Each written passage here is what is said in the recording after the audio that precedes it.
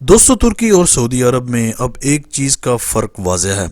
यानी तुर्की अब सल्तनत उस्मानिया के लिए दिन रात कोशिशें कर रहा है और इस्लामी सीरीज़ बनाकर दुनिया को सल्तनत उस्मानिया और इस्लाम का असल चेहरा दिखाने की कोशिश में मसरूफ़ है।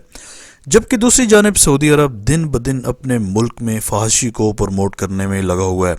यानी ये सारे अमल में सऊदी प्रिंस मोहम्मद बिन सलमान भी इतना ही शामिल है कि जितना कोई परफॉर्मेंस करने वाला शख्स शामिल हो।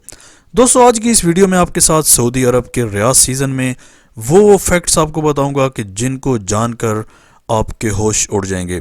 लेकिन दोस्तों, वीडियो की मज़ीद तफसील में जाने से पहले अगर अभी तक आपने माजिद टीवी को सब्सक्राइब नहीं किया तो जल्दी से इस चैनल को सब्सक्राइब करके बेल आइकन प्रेस कर दें।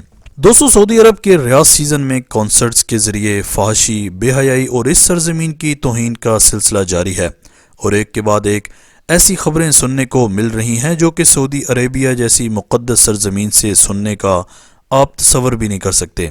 यानी इस वक्त आप अंदाज़ा भी नहीं लगा सकते कि अरब सरजमीन पर अल्लाह ताला के गज़ब को कैसे ललकारा जा रहा है। दोस्तों, कितनी ही हैरत की बात है कि जिस सरजमीन की लोग इस्लाम के लिए मिसाल देते थे वहाँ पर अब इसी सरजमीन को लोग बेहयाई के लिए मिसाल देंगे।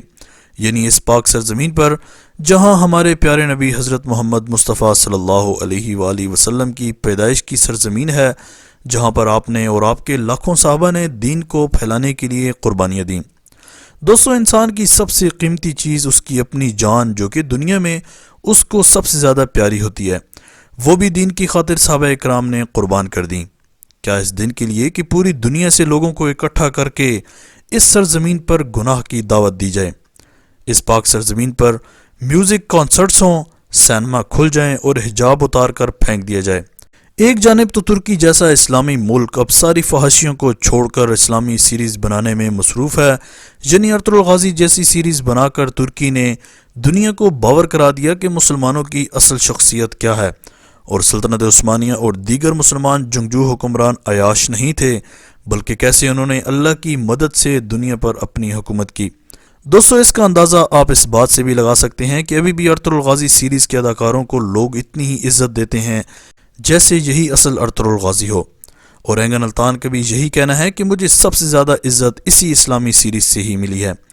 लेकिन दोस्तों, दूसरी जानिब सऊदी अरब जैसा इस्लामी मुल्क जहाँ अल्लाह ताला का घर यानी काबतुल्लाह और मदीनातुल मुनव्वरा जैसी पाक सरजमीन है, वहाँ पर ऐसी ऐसी बेहुदा कॉन्सर्ट्स किए जा रहे हैं जिनको देखकर आप सिवाय अफसोस के और कुछ नहीं कर सकते। दोस्तों, इससे भी बड़ी बात यह है कि वहाँ पर हाल ही में तबलीगी जमात पर भी पाबंदी आयद कर दी। दोस्तों, पिछले 2 सालों से हज और उम्रा को बैन कर रखा है और इतनी सख्ती की जा रही है कि जैसे असल बीमारी तो हाजियों की वजह से ही फैलती है, या नाउज़ बिल्लाह खाना काबा या मदीनातुल मुनव्वरा से फैल रही हो। लेकिन दोस्तों, दूसरी जानिब इन बेहुदा कॉन्सर्ट्स को तो ऐसे चलाया जा रहा है जैसे किसी बीमारी का नामो निशान तक ना हो। तबलीगी जमात पर भी पाबंदी लगाने का सिर्फ यही मकसद था, क्योंकि दोस्तों जाहिर सी बात है कि सऊदिया अब आए रोज़ ऐसे फहाशी भरे म्यूज़िक कॉन्सर्ट्स करवाती रहेगी। तो इस चीज़ को तबलीगी जमात या कोई भी मुसलमान अच्छा नहीं जानेगा, तो मोहम्मद बिन सलमान ने तबलीगी जमात पर ही पाबंदी लगा दी ताकि हमें कोई रोकने टोकने वाला भी ना हो। यानी इनके मुताबिक ये तबलीगी जमात वाले दीन की खिदमत नहीं बल्कि लोगों को असल तौहीद से भटका रहे थे। जबकि दूसरी जानिब से सलमान खान जैसे अदाकार दीन की क्या खिदमत कर रहे हैं वो भी साफ नज़र आ रहा है। दोस्तों, सलमान खान के इसी कॉन्सर्ट के अंदर तकरीबन 1 लाख लोग मौजूद थे, जिसको खुद मोहम्मद बिन सलमान ने दावत दी थी। दोस्तों, सऊदी अरेबिया मुस्लिम दुनिया के लिए एक रोल मॉडल की हैसियत रखता है, हत्ता कि इसकी पॉलिसीज़ का पूरी इस्लामी दुनिया के मुसलमानों पर भी असर पड़ता है। लेकिन दोस्तों, हैरत की बात यह है कि इस तरह तो पूरी दुनिया में मुसलमानों को कोई गैर मुस्लिम भी तबाह न कर सकता जितना ये अरब ममालिक कर रहे हैं। क्या इस दिन के लिए सल्तनत उस्मानिया से हिजाज़ मुक़द्दस को हासिल किया गया था कि यहूदियों के ये मोहरे मोहम्मद बिन सलमान के ज़रिए अरब सरज़मीन पर इस्लाम का सिफाया कर सकें और सऊदी अरब के झंडे जिस पर कलमा तैयबा लिखा हुआ है उसकी इस तरह से तौहीन कर सकें, इनकी आने वाली नस्लों को सेकुलर बना सकें, जो कि वो कर रहे हैं और इसमें ये शख्स पूरी तरह मेहनत कर रहा है। यानी सऊदीया में खुलेआम फहाशी को प्रमोट करने में सिर्फ और सिर्फ इसी शख्स का हाथ है जिसने अपनी तालीम भी मगरिब में हासिल की हो और एक प्रॉपर एजेंडे के तहत ये सारा काम कर रहा हो।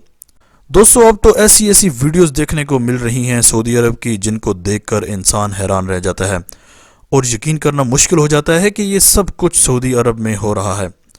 دوستو یہ سب کچھ یہودیوں کی سازش کے تحت ہو رہا ہے، کیونکہ مسلمانوں کا مرکز ہے وہ جگہ یعنی سعودی عرب میں موجود مکہ اور مدینہ۔ کیونکہ دوستو مسلمانوں کو تباہ کرنے کا یہ طریقہ جو ڈھونڈا گیا ہے اس میں کافی حد تک کافر کامیاب ہو گیا ہے۔ دوستو اس سب کھیل تماشے کو دیکھ کر ایک بات تو صاف ظاہر ہے کہ سعودی عرب بکھلاہٹ کا شکار ہو گیا ہے، کیونکہ دوستو 2023 میں معاہدہ لوزان ختم ہو جائے گا اور اس صورت میں سلطنت عثمانیہ ایک بار پھر سے قائم ہوگی، جو کہ یقیناً سعودی عرب نہیں چاہے گا۔ تو سعودی عرب اپنے ساتھ تمام کفار کو ملا کر اپنے آپ کو مضبوط کرنے کی کوشش کر رہا ہے تاکہ 2023 میں کسی بھی طریقے سے ترکی کو شکست دے دیں۔ دوستو آج تک کے لیے اتنا ہی۔ آپ اپنی قیمتی رائے کا اظہار کمنٹ سیکشن میں لازمی کیجیے گا۔ اسی طرح کی امیزنگ ویڈیوز کے لیے ماجد ٹی وی کو سبسکرائب کر کے بیل آئیکن پریس کر دیں تاکہ ماجد ٹی وی کے آنے والی ہر ویڈیو کی نوٹیفیکیشن آپ کو آسانی سے ملتی رہے۔ اگلی ویڈیو تک کے لیے اجازت دیجیے۔ اللہ حافظ۔